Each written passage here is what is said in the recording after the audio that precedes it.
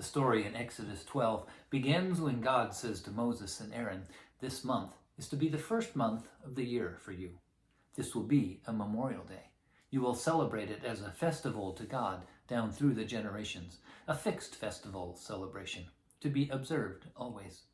This marks the exact day I brought you out of Egypt, out of slavery, set you free." The sons of Israel were in need of saving.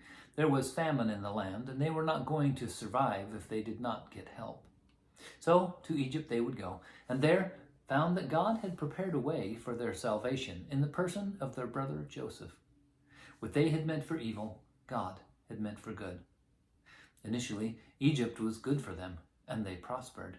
They prospered so much that the Egyptians were fearful that they might be overtaken by the sons of Israel, and so began the enslavement of Israel in Egypt. Once again, they were in need of a Savior, and once again, God prepared a way, this time in the person of Moses. Like Joseph, Moses' path to the place where he would see Israel's salvation would not be an easy one. There would be troubles, trials, and plagues to overcome on the way to the land of promise. But eventually, Pharaoh would let the people go. He would set them free. After wandering in the wilderness for 40 years, Israel was again in need of a Savior, and Joshua would lead them into the promised land. Once there, they would begin to face the giants and claim every piece of ground where they set the sole of their feet. It was the land of promise, but it was also the land of hard work. More trials, more troubles, and eventually they would be exiles again. They found themselves longing for a Savior, a Messiah, one who would set them free, not only from Babylonian and Roman rule, but also from the religiosity of the Pharisees and Sadducees. Finally, God heard their cry and sent a Savior, his one and only Son. In Jesus' own words, "I have come that you might have life and have it to the full. Look to me and live." Jesus came preaching an ever-increasing kingdom. He proclaimed, "I am the way, the truth, and the life." His disciples called the message the way. But Jesus did not come as expected.